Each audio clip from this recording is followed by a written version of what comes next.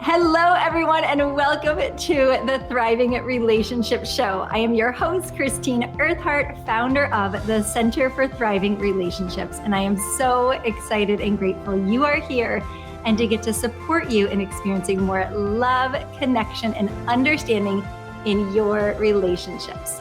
And if you are someone who has ever experienced burnout, or experience stress, or perhaps even chronic stress, and you've noticed how much it impacts your physical health, your emotional health, your mental health, your spiritual health, and your relationships, you are in the perfect place because we have the great honor and delight of sitting down with Dr. Amelia Nagoski, who is co-author of one of my favorite books, the New York Times bestseller, Burnout: The Secret to Unlocking the Stress Cycle. And this book really forever changed my own life. My husband and I now, rather than like when I go out for a run, I'm like, okay, I'm going to go out to complete the stress cycle. Like it has just given us a vocabulary for understanding ourselves and each other. I just think it should be reading for every human on the planet. And I can't thank you enough for your extraordinary contribution to humanity. And I'm so thrilled to have you here, Amelia. Welcome. Thank you so much. And would love to hear more. Let's hear, like, how did you get into this work? What inspired you to write a book on burnout? Burnout is the book that I needed when I was 21. But I didn't get around to writing it till I was in my mid-30s, late 30s, because it took that long for me to figure out that it was stress that was making me feel so ill all the time. Really, it was in the middle of my doctoral program. I was getting a doctorate of musical arts in conducting. And I don't know if you know, but like choral music, especially academic choral music, classical music is very white supremacist, male dominated. And when you do not fit into the little tiny box that they imagine a conductor is, which is like, basically a skinny white male, who wants to study, ancient scores of dead white men. And I did not fit into that box. And that meant that it was not a smooth path for me. And I spent a lot of energy in my doctoral program, not working on the academics, but working on trying to belong or to pretend that I belong or to, build a mask that made people believe that I belonged there. The stress of that ended up putting me in the hospital twice. And Emily, when I was in the hospital, my identical twin sister, Emily Nagoski, PhD, New York Times bestselling author of Come As You Are, The Surprising New Science That Will Transform Your Sex Life. My sister's a scientist and an expert in the science of women's sexuality in particular and sexual well-being in general. And so her focus on science and like the impact of mental well-being on physical well-being and therefore on sexual well-being, because it turns out the largest factor in determining a woman's sexual well-being is her overall well-being. She knew a lot of resources about like managing stress and processing your feelings, and it had all gone into her first book, and it was something that she'd gotten a lot of feedback about, like, oh, this is my favorite part of your book, Emily, people said to her. And she was like, what about all that sex science? I did all that research. And you like that one little part about emotions and feelings. And there's me in the hospital with stress-induced illness so bad I ended up, there twice. And she was like, how do you not know these things already when I am your twin sister? How do you not know these things? And the thing is that I had learned that stuff in my musical training. For the purposes of being on stage, of showing and being vulnerable for performance. And what I had not learned is that I could transfer that skill to my actual real life.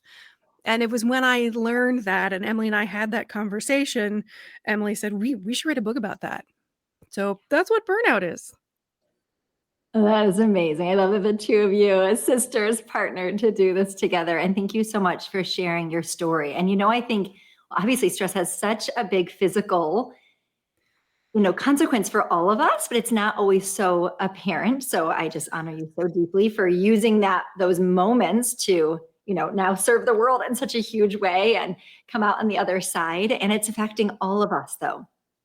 Emily really thought that my experience of being hospitalized from stress-induced illness was really extreme. But as we have talked to women about the book and the story of where it came from, so many women have said, I was hospitalized for stress-induced illness. I just got out of the hospital, one lady told us. And then I got your book and I was like, this is exactly what I needed. And I thought that's terrible. I'm so sad that woman had to go through that experience, but it's exactly what we were hoping for, that women who are in deep need would find something useful in it. But even more, we hope that women who have not yet come to that point, who haven't allowed the damage to be done already, like me in my late 30s, already up a creek. If the 21, 22-year-old can learn this stuff before that happens, it'll make their lives way easier than mine was. Yeah. So let's talk about it, because I think that is the case. Well, I've heard different statistics about like how many illnesses actually are, like you said, stress-induced illness, but like the vast percent, some would philosophize, of like illnesses and disease are stress, kind of caused by stress, or certainly highly influenced by stress. So it's impacting all of us. And even if it hasn't shown up in such a pronounced way, let's talk about what are some of the things people might notice, just to start there. So people are like, oh yeah, to become more aware of what we're feeling that we get so used to feeling. And I think if we look around us, it's like, oh, well, there's stress all over the place. And so just to really highlight it. Yeah. Anything you want to share? The unfortunate thing about my story is that it cannot be like a one-to-one. For me, it showed up as abdominal pain, which abdominal pain could be anything. So it takes doctors a long time to diagnose what's happening with your abdomen, because there's just a lot of stuff in there.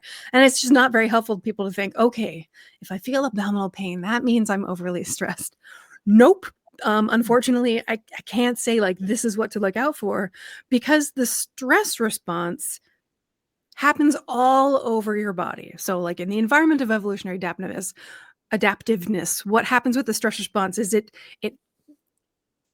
is saved for times when you encounter something with like teeth and claws that can run 40 miles an hour, right? And then you have this stress response that floods your whole body with all these electrical signals and neurotransmitters, and tells your whole body, hey, heart, pump faster. Hey, lungs, breathe deeper. Hey, immune system, go take a back seat. Hey, reproductive system, we don't care about babies right now because we're going to get eaten by that thing. And then once we're not going to get eaten by that thing again, then reproductive system, you can come back online because you take up a lot of energy. So just quit it for now, will you? And your whole body agrees, yes, let's save our life. So your blood pressure increases, your heart rate increases, your breath gets deeper, your immune system stops working for a minute, your reproductive system stops, your oil glands and your sweat glands all change what they do. So stress can show up as acne, as immune problems, as reproductive problems, as digestive problems. So yeah, unfortunately, I think you can't say when this feels bad, that means that it's stress. Because even Emily and I, who are genetically identical, we're monozygotic twins, we were raised in the same household, we have very different experiences of what the stress feels like in our body. But the good solution for this is that actually, when you can identify instead what it feels like to feel well, then when you start to feel things that are different from that, you can learn from the contrast. So I think the place to start is when you are doing something that feels like you are yourself, that makes you feel whole and safe and ready for whatever happens next. Whenever you get that feeling, notice that. And then at times when you don't feel like that, what is happening? What are you doing? How has your body changed? And unfortunately, the answer to like, okay, so how do I do that, is listen to your body, which most people are okay at, but it does take some practice. And the good news is that with practice, you can get so much better.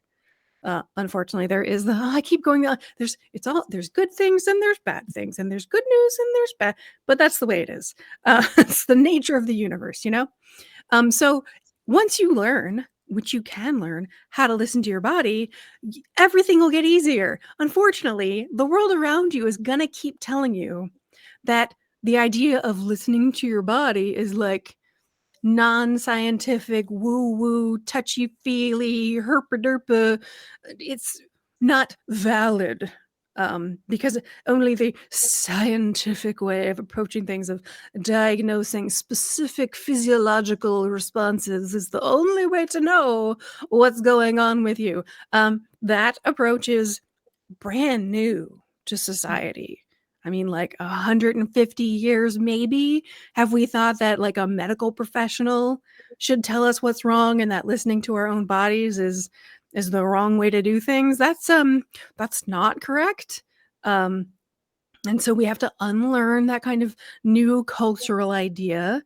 And also part of a new cultural idea is looking at our bodies instead of listening to our bodies and thinking, well, if I look healthy, there's a way that health looks. That's a lie. You cannot tell anything from looking at a person, whether they are sick or well, whether they are burnt out or thriving.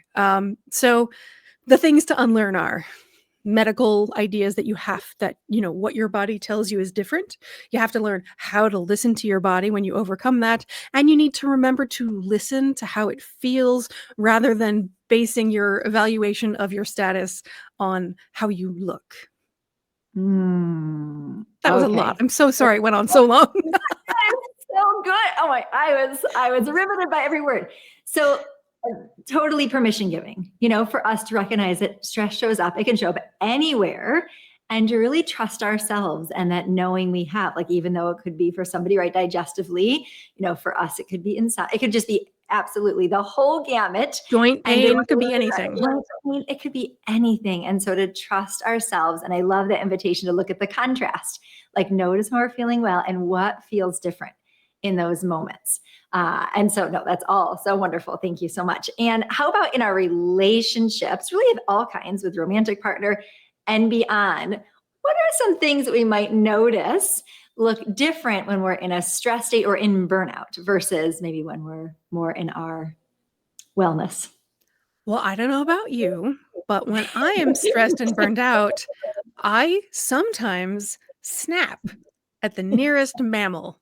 And a lot of times that's my husband.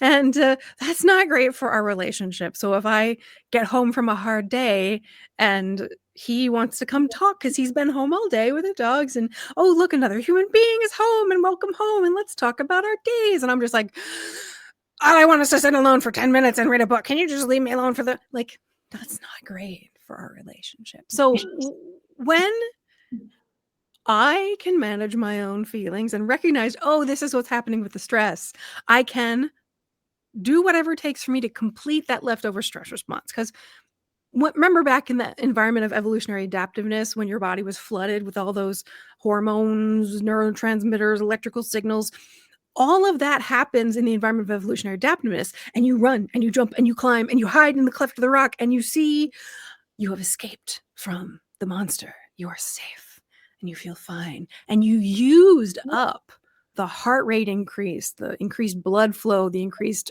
inhalation, exhalation, the energy that was saved by shutting down your other systems that were not necessary in that moment.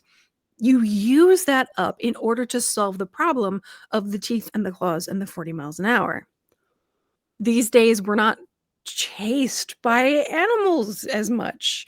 The things that cause us stress now cannot be solved using that cascade of neurotransmitters that is the stress response. These days, we have to shut it down and ignore it and tell ourselves to smile and be calm and be polite and do not punch that jerk in the face, because we need to keep our job. And also, we don't want to get arrested for assault and battery. So, okay, yes, sir, I will.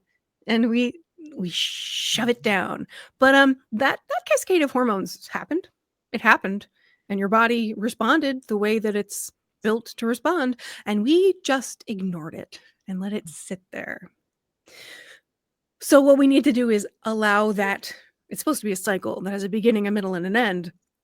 we experience the beginning and the middle and then go, yes, everything's fine. I'm not angry at all. Right? Because that's what you got to do. It's the appropriate, socially good response. Well, unfortunately, though, we haven't completed the cycle and we got to go use up all that stuff that was released. And the good news is that our bodies don't know the difference. So it's totally possible to separate dealing with the thing that caused our stress. Hello, sir. I'm dealing with you because you caused me stress, but I'm doing it in a socially appropriate way. And then we can deal with the stress that happens in our body in a separate process. And the good news is that being in a close, loving, trusting, authentic relationship can be one of the best shortcuts to completing the stress response cycle and leaving you feeling like you are safe and you don't have to be on edge and on guard all the time. I mean, there's John and Julie Gottman talk about the 6-second kiss, it's not about the 6 seconds, but if there's someone in your life who you can kiss for 6 seconds without it being awkward, you spend that time attending to the physical sensation of being that close to somebody you care about that much, and you feel your body shift to a new state. So that's one way to discover what's it like to get to the end of a stress response cycle and to feel safe and ready for anything.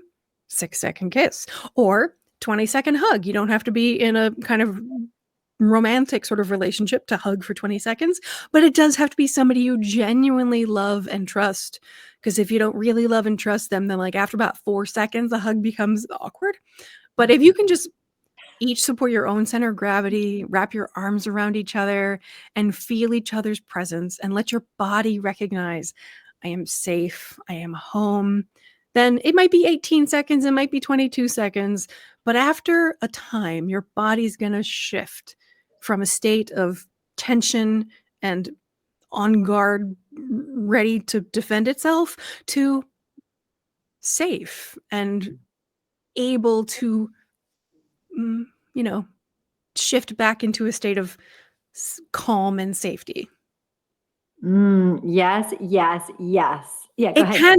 It doesn't have to feel like calm and safety. It can also feel like pride and excitement and freedom and just like ready to do another thing. Like it could feel like you're ready to take on the world, or it could feel like now I can go to sleep. It varies from person to person and probably even from moment to moment what it feels like not to, or at least to let go of some of the stress you're experiencing right here, right now, or built up stress from, your 8th grade bully that you are probably still carrying around today. Yeah, right. It doesn't just disappear. The stress that I so appreciate what you're saying about relationships, right? In those moments when we're in stress. I'm so grateful when I first learned that when we are in, especially a more highly stressed moment, but even just in a stressful moment, that we're like physiologically incapable of seeing the big picture and having empathy like we typically would, and seeing creative solutions and giving someone else the benefit of the doubt. And so the solution is not like, okay, everything's okay. It's like we need to complete the stress cycle. And just this education that it's a cycle, that there is a beginning, a middle, and end. This book, so good, totally explains the stress cycle. And so that, I love to talk about that a little bit more for people to really get that, and how cool that relationships are a really powerful way to complete the stress cycle. What are tell us a little bit more about the stress cycle and these different phases. Yeah. So I talked about the immune system, the cardiac system, the respiratory system, the immune system, even the digestive system, but also, yes, your cognitive processes are altered when you are in a state of fight or flight, when your body is getting ready to save itself through running away or punching somebody in the face. One of the things that happens to your brain is that it reduces its capacity to notice the world around it. It starts to create tunnel vision, which if you are being chased by a saber-toothed tiger is perfect, exactly what you need in that moment. But if what is stressing you out is a fight with your partner, or your child will not put on their shoes, you have told them 8 times already, honey, you need to put on your shoes. We got 10 minutes. Go put on your shoes right now. It's time to get your shoes on. Why are your shoes not on? I've asked you 4 times already. When that you can't fight or flight your way out of that kind of tension, right? That's just not productive. And in that moment, it would be really nice if you weren't laser focused. But unfortunately, one of the things your body has done is given you this like tunnel vision that would have worked great in the environment of evolutionary adaptiveness, but does not work great now when you are in the middle of trying to see a whole human who lives in a context of an environment and relationships, and trying to keep in mind that they are valuable just because they are humans, and they're worth more than just like what they give you at that particular moment. It's genuinely hard to remember, not because you are stupid, not because you're blinded by your emotions, except that you're kind of literally blinded by your emotions because your brain works differently in that moment. That can be a huge challenge. And one of the things to get out of it is to actually, do a thing to complete the stress response. Go take a break from the fight and go for a run, So far we've talked about like physical activity, yes, of course, is the most efficient way to complete the stress response cycle. Because when you're being chased by a saber-toothed tiger, what do? You run, and your body still doesn't know the difference. If you're running, it doesn't know necessarily that there's no saber-toothed tiger there. It knows you're running. It knows that you have the capacity to move yourself from danger to safety. And it can be any kind of physical activity. It doesn't have to be literally running. It could be just like laying in bed and tensing all of your muscles for a big, long, slow count of whatever feels like a long time to you, and then letting it all go. You can literally do this laying in bed. But yeah, physical activity, we already talked about how affection and connection can help move you from a state of anxiety and fight or flight into a state of calm and safety, or pride or readiness, or whatever the other side feels like for you. And in that moment, when you're having a fight with your spouse, or you have a disagreement, or something's really hard in that moment, your spouse may not be the place you want to turn for a sense of safety, because your body has recognized that this is your enemy now. And it's not going to turn on a dime. It's not going to be like, okay, that saber-toothed tiger, I have to hug it for 20 seconds and now I'll be safe. Like, no. But the good news is that creative self-expression, intense imagination, like playing a video game that gets your heart pumping, and when you win at the end and you want to stand up and cheer, like not the Candy Crush kind of mindless numbing, not those kind of video games, but the ones that make you go and you're like, your body is so engaged in it that you can feel that it's in a different state.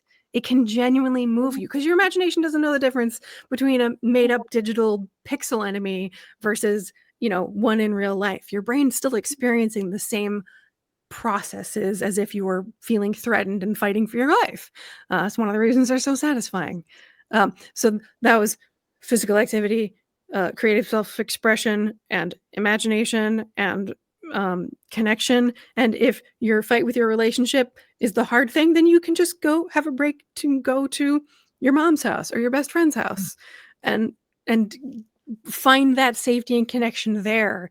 And then be like, oh, okay, now that my tunnel vision has opened back up and I no longer see my spouse as a saber-toothed tiger, like, great. Okay, I can start over now. There's a good night's sleep is another way to complete the stress response cycle. What matters is that you recognize that something in your life has initiated a stress response, and you don't have to complete that stress response cycle right here, right now. You can deal with the stress that happened in your body later on in a separate process from dealing with the thing that caused your stress right now, whether that's some mean jerk in a parking lot or your, romantic partner. Solving that problem is not done with fight or flight. You need to go do that stuff separately. Yes. After reading Burnout, so I love running, and I never in my life, though, thought about how it was like completing a stress cycle, like how I'm mimicking what we would naturally do, even though in my life there's not something I'm typically physically running from. Like, oh, it's communicating to my body that I'm actually running and getting away. It's like, that's so cool to look at it in that way. And I just think a lot of these things we sort of innately know, like, oh gosh, after a good night's sleep, everything looks different. Or after a hug, oh, I feel so much better. So we kind of know these things, but I find when I understand the science of it, it makes it that much more compelling to do in the moment and meaningful. And I swear I get even more benefits out of it. Like now when I'm running, I'm like, oh yeah, completing that stress cycle. I'm gonna like a 10-minute run and I come back and the world looks different. Yeah. And so I'm so much more inspired to do it. And I love that there's a menu of options, whether you want to stay cozied up in bed or go outside, whatever it might be. Yeah.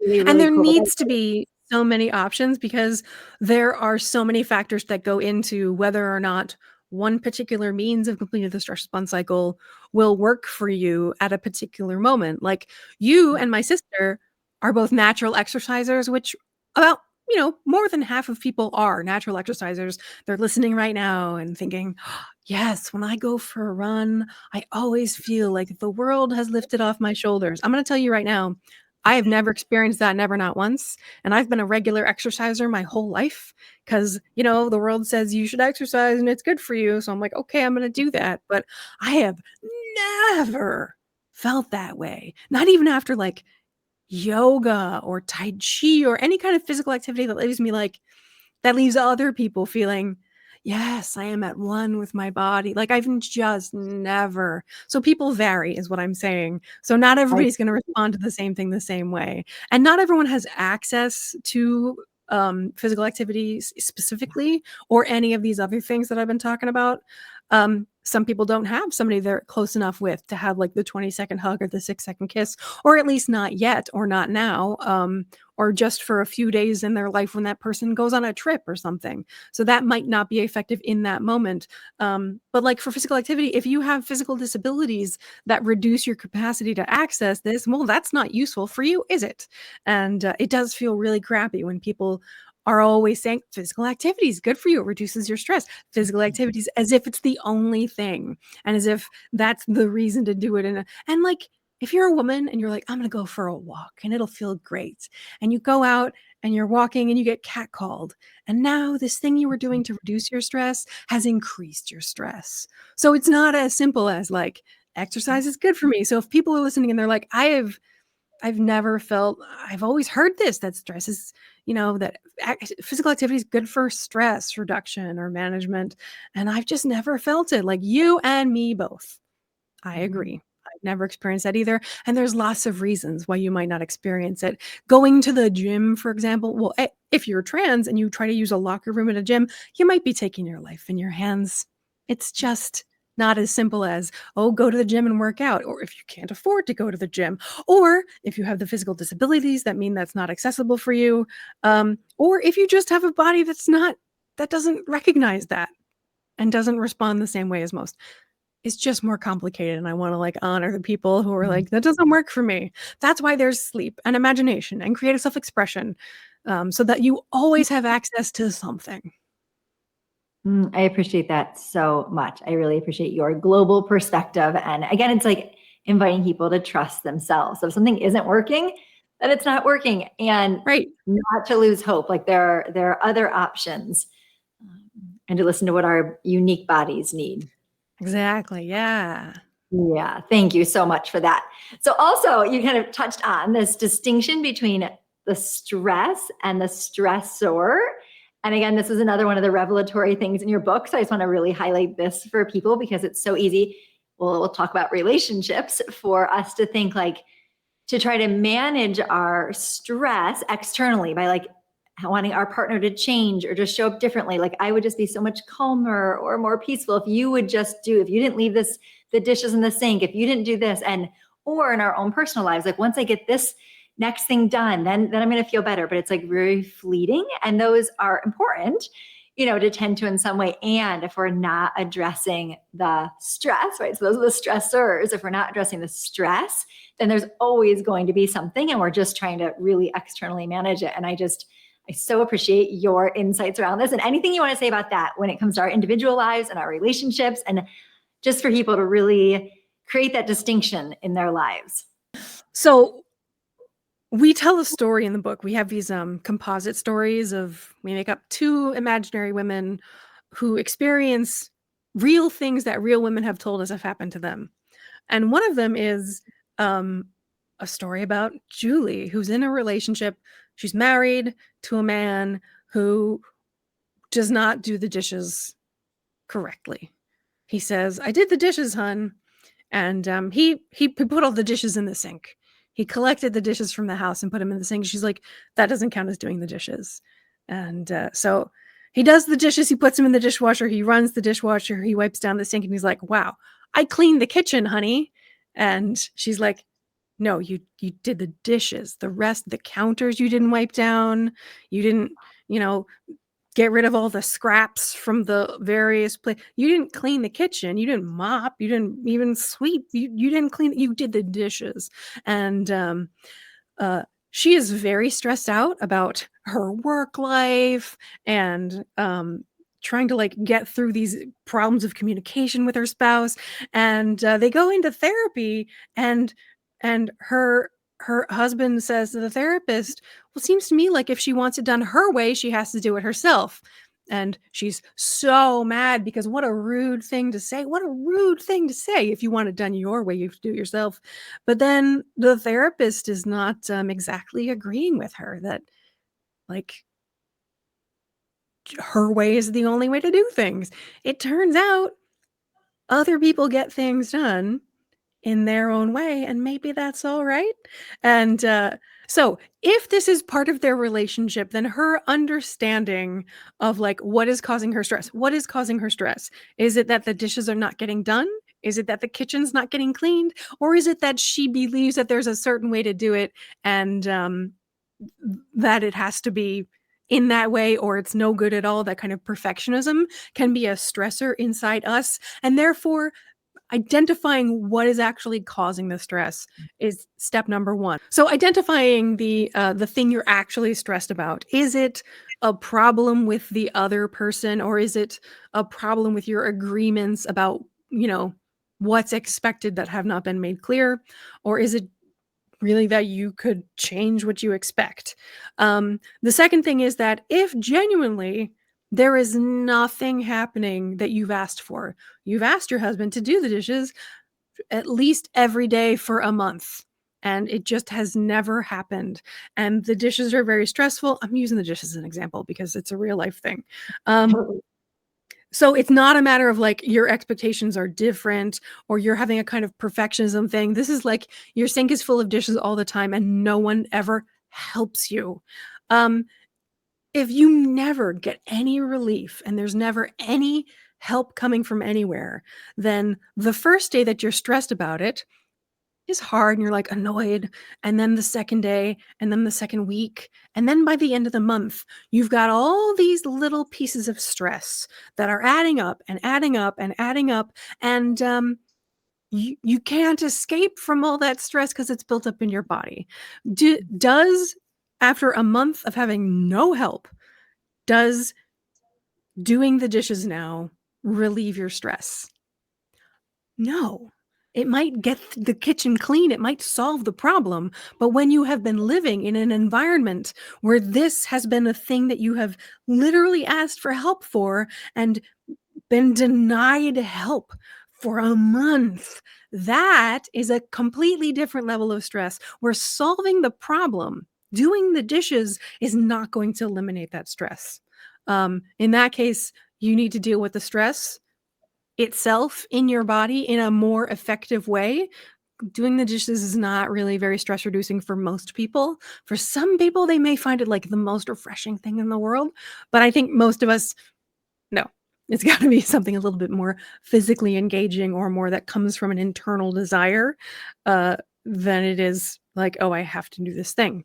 But also, in addition to dealing with the stress in your body, dealing with the thing that caused your stress, dealing with the thing that caused your stress.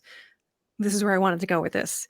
Sometimes it's not the thing that you're encountering that's the problem, because this thing you're encountering of dirty dishes is not really that big a stressor in that moment. But when you live in an environment where that has been the problem day after day and it starts to build up, then dealing with the thing that solves your problem and even managing the stress that results is not enough anymore, because there's such a backlog that the thing that is going to need to change is something much larger. You need to either kick your husband out or have him required to do dishes or have some major external change happen in the systems that are built into your life. Will that be stressful, making that change? Yes, it will. So again, making the change is going to be hard. You need to deal with the feelings that result from that. And then once the large scale shift is made, the only reason you can get through to the large scale shift is because you maintained your wellness through all that hard stuff. And I think I'm going to get super literal now. We live in a world where women are expected to do more and be more than ever before. The expectations for what we have to do as parents are so high, for what we have to do as workers in professional life, as what we have to achieve as spouses, of like how we have to conform to a very narrow, arbitrary, socially constructed beauty ideal. All of that pressure we're supposed to achieve 100% of, and that pressure is happening all the time. So that in a moment when you feel like, oh, somebody's judging my parenting, that particular moment might not be a big deal on its own, and you can like deal with the stress of it in some way. But when we are surrounded constantly by unmeetable goals and unceasing expectations, what we need is not necessarily just dealing with our own stress and managing it and complete our individual stress response cycles, and also not just like changing, how much we interact with that other mom who is judging us, but actually changing all of society and what it says is normal and what is a reasonable expectation. Because right now, what society tells us are reasonable expectations, that's a lie. It's an unachievable, unmeetable goal. And the fact that we have to live in the environment where it's considered normal to ask people to push so hard beyond their capacity, that's the thing that needs to change. Did I make sense about the multi-layers of stress and stressors? That's what I was trying to get at. Did that come across? Absolutely. Absolutely. Okay. Absolutely. So it's really, there are multiple layers. So we want to look at physiologically tending to the stress so that we have more resilience, more of a bandwidth to actually, whether it's to have a productive, healthy, conscious conversation with someone in our life about managing, whether it's a household responsibilities, whatever it might be, to kind of manage the things in a different ways. And then it's also, of course, addressing the stressor on some level. And then there's the bigger societal, and the pressure that, so many of us can relate to. And I love how this book opens up, right? Talking about this common phenomena. I don't know if I want to even call it that, but this common experience people have where it's like, you've been so busy all day long and yet still feel like you haven't done enough. Yeah. So That's the definition of burnout we use, is that it's the feeling of being overwhelmed and exhausted from everything you have to do, and yet still feeling guilty and like you ought to be doing more. Yeah, it's a powerful, powerful opening. And so, let's talk about like the why is this so prevalent? So in doing all your talks and tours, you're finding like even, right, your sister was surprised by the extent to which people are hospitalized for burnout and stress. And again, whether or not someone has experienced that, pretty much every couple, every individual feels stress in their lives, some chapters and seasons more than others. And why is this like such a big, prominent experience?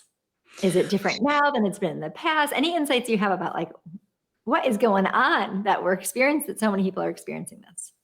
Yeah, I think one of the problems is that it's not different now at all. It is the same as it has been for hundreds of years. So this is a hard phenomenon to explain. So Emily and I adapted an idea from a book of moral philosophy by a moral philosopher named Dr. Kate Mann. The book is called Down Girl, The Logic of Misogyny. And in this book of moral philosophy, she posits a world where there are two kinds of beings, two kinds of humans. Human beings who have a moral obligation to be their humanity, to live it, to express it, to acquire whatever resources are necessary in order to accomplish that. And on the other side are the human givers who have a moral obligation to give their time, their lives, their bodies to the human beings. And remembering that this is from a book called Down Girl, The Logic of Misogyny, Do you think women are the human beings or the human givers? Nobody has ever questioned that the women are the human givers in this situation. And indeed, that has been true for all of Western history, where women have been seen as a resource to be exploited by men. Women have been treated like property for most of Western history, and men therefore feel entitled to come home from a hard day and be able to relax. And his wife or daughter or whoever the women in the household are morally obliged to be there and to provide his physical needs, food, sleep, rest, to make it possible for him to, acquire whatever he needs to acquire, and so that he can go out again tomorrow and be his humanity again. This is from a book about misogyny, but of course, this is not just a gender dynamic. This is a power dynamic. So it happens across racial lines. So even white women tend to treat themselves as human beings, and they feel entitled to the time and lives of bodies of people of color, for example. They expect them to be so in the terms of like the gender dynamic, we describe human giver syndrome as the when you've internalized that you have this moral obligation that you have to be at all times pretty, happy, calm, generous, and attentive to the needs of others. And so if we just take pretty as the thing we have to be all the time, when your man comes home, he doesn't want to see you all slovenly around in your bathrobe. You need to be wearing your, your ruffles and your curls and your, everything has to be coiffed and you have to have makeup on. And there's no reason, to not conform to the arbitrary, narrow, socially constructed ideal. You have to do that. And so when it comes to a white woman who might feel as a human being in relationship to a person of color, since that narrow, arbitrary, socially constructed ideal is a white ideal, is a thin ideal, is a very narrow, physically narrow, but also idealistically narrow ideal. Of course, they can't conform to it if they are not white. Of course, they can't conform to it if they are physically different, either with a disability or a physical difference, like a limb difference or a facial difference. So these people, anyone who is on the giver side of this dynamic is left feeling like they aren't enough, like they have failed. And that internalized sense of failure is exactly how burnout happens, because you feel morally obliged to squeeze yourself empty until you have nothing left, like a tube of toothpaste, discarded when there's nothing more that you have to give. And most people's first reaction when thinking about this dynamic is, oh yeah, I've definitely seen that happen. But I personally love to give. I want to care for my family, for my relationship, for all the people around me. I enjoy giving. It feels natural to me. And yes, if we had a society full of people who felt a moral obligation to give, to care, to provide for the people around them, then if I felt like a giver, everyone around me is also a giver. And nobody would fall through the cracks because there's always somebody looking out to give and protect everyone else. Unfortunately, we don't live in that system. I think Dr. Mann has a really great point about the idea that some people feel entitled to be given to. And when we live in that dynamic, that's when giving becomes a syndrome, that you feel like if you fail at any time to be pretty, happy, calm, generous, and attentive to the needs of others, then you are a failure. Not that you have failed in your actions, but you are a failure and deserve to be punished. And there's nobody around to punish us. We will punish ourselves. And we begin to understand that this is just normal and true. That's just the way the world is. Women are supposed to give to their husbands. And that is still a very mainstream point of view. And people who have relationships that are different from that don't have a person who feels entitled to the time, life, and body of the other person, they are doing that still in conscious defiance of that underlying dynamic that exists as the larger scale. It's what we call the white supremacist, cis-heteronormative, exploitative, late capitalistic patriarchy. I made up a little song for it. White supremacist, cis-normative, exploitative, late capitalistic patriarchy. Because when you sing it, it's a little less horrifying. But that underlying dynamic is a thing that we're constantly fighting against or kind of saturated by. I think that's the reason that the problem exists. Yeah. Yeah. So this, thanks for the jingle too. It's so good.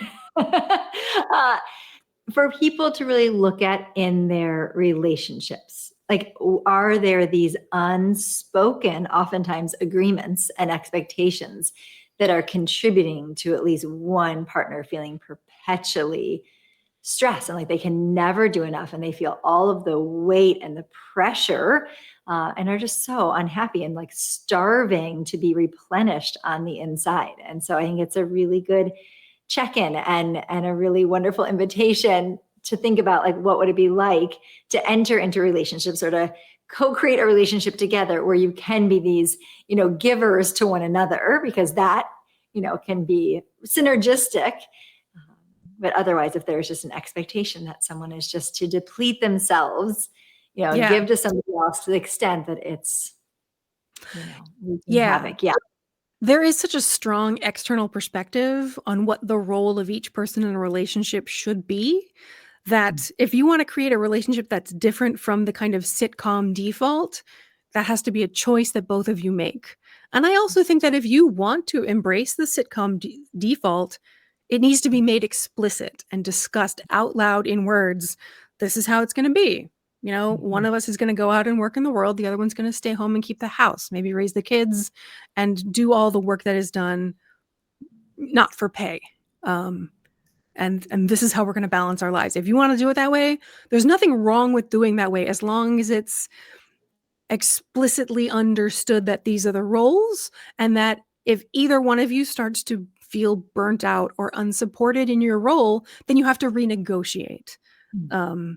And I think for most people, the sitcom default is dangerous to the well-being of the person who is expected to provide everything for the other.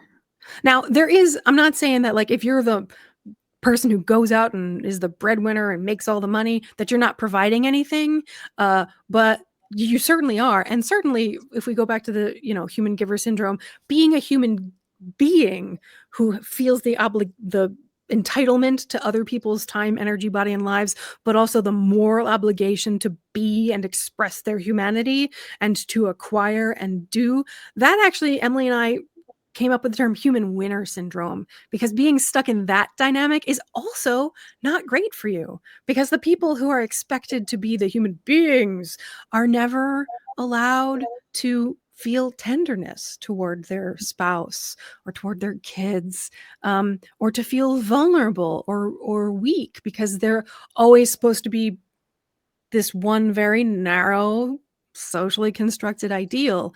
And when there's any kind of divide, I think, look, the only resource in the world that's limited is power. And I think the only way to deal with a limited resource is to share it. So I think that's the way to go. Every couple or relationship in the world is allowed to negotiate their own terms. But I think you have to question the default and really see options that go beyond, the Leave It to Beaver household. Yeah. Oh, Amelia, I'm so glad you said that. Right there feels like it's like the essence of the antidote. And so just to have a conversation, I imagine those, some people that are listening are feeling so validated and seen and heard by what you're saying, and it matches so much their experience. And other people, if that isn't your experience and you feel more of this balance in your relationship, celebrate that, because that is not the way that it is for everyone, or for our ancestors or whoever it might be. And so this is like such a great check-in for a couple to do. Like, is there a balance in both of their voices and needs and feelings and like everything to become the power to be really balanced and shared? Yeah. Yeah. For their space for both of them to be really tended to in that way is so wonderful. And since we're talking about relationships, just a couple more things. One is that this, self-care, of course, is really wonderful. And I hear in Burnout and interviews that one of the most, rather than just thinking that self-care is like a solo practice, us really learning how to care for one another. And so how do you see that just in our relationship? So if our partner is experiencing a lot of stress, rather than like, oh, they just need to go do one of these things. Amelia just said, you need to go creatively express, take a nap. What is also kind of our responsibility in a beautiful way to really be there for one another?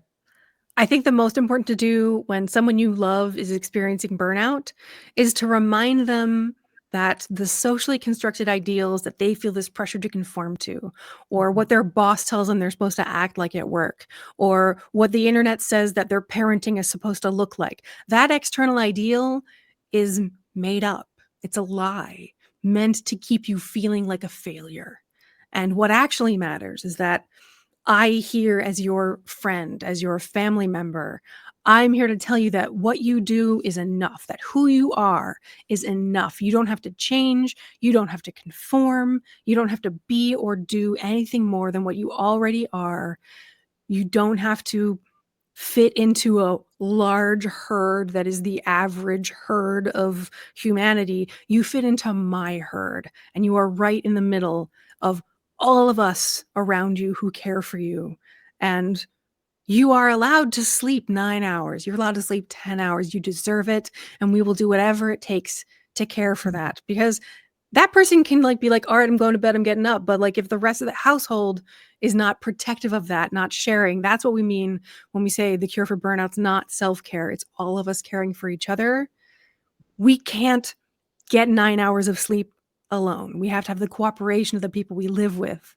We have to have the assurance of the people we care about, who care about us, that the large scale forces that are at work outside our little bubble of love are not the ones that matter, that it's how we here together care for each other and accept each other. Yes, so beautiful. It is so important, rather than us reinforcing this narrative like, nope, you need to do more, you're not doing enough. We get to be the voice for one another. Like, you're doing a great job and you've done more than enough. You are more than enough. Yes, go rest. Be good to yourself, like for us to be that for one another. And it is so powerful when we can be that for one another, that becomes then over time can become our own internal voice for ourselves as well. So I love you cheering us on to be that. And then also relationships, how important it is for us to share our feelings with each other when it comes to stress. Yep. Emily and I thought we were going to be writing a book about self-help. Basically, we thought we were going to be writing a book about like the things you do and why they make you feel better. And as we actually, my dog is barking. I don't know if you can hear her, but she's adorable. I welcome dog barks. Hey. So we thought we were going to be writing this book about, facts and the science, but it turns out what the science kept saying is that what matters most is our connection with other people. And what matters most, what is going to heal us from the physical and psychological wounds of burnout is love, is connection, is feeling vulnerable and authentic with someone we trust. And that's not what we thought the answer was going to be, but the evidence compelled us. So yeah, I'm sorry, this sounds so trite, but the solution is love. But accessing love is complicated in a large scale, in a capitalistic patriarchy is what I'm saying. Like accessing genuine acceptance and feeling like it's okay to accept someone who doesn't conform. You have permission, and I hope you'll pass that on to everyone you know. Oh, yes, yes, yes. Simple and so complex. And I so appreciate your greater awareness about all of the many, many nuances of that. So how cool in many ways that it's through relating to one another that is kind of the solution and the medicine and the antidote to burnout is pretty beautiful in a lot of ways. If we can find ways to do that that are empowering and helpful and healthy for everyone. Exactly. So what is a thriving relationship to you, like in a sentence or two? Since it's the Thriving Relationship Show, I love to ask everyone. I am autistic. So my default sense of like relationships is very different from most people's. I'm literally atypical, but I really love a relationship where I know that I can be isolated for a long time and come out of that isolation into connection with other people and know that I'm still connected to them, that the connection didn't break just because I had to go be alone for 2 days, and that the other person trusts that I still love them and that I will be coming back and they don't feel like I abandoned them or I don't care anymore just 'cause that's the thing that I needed for a lot more than most people.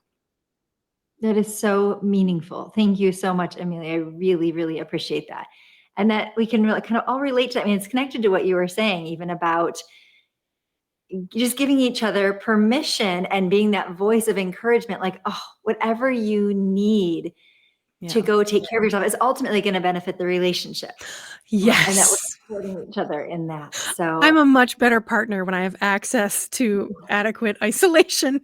yeah, yeah. Oh, it's so healthy and important. Yes, yes. So anything that you have coming up for people to know about? You have a new release. You want to tell us about that or anything at all, how people can follow you, learn more, all the things?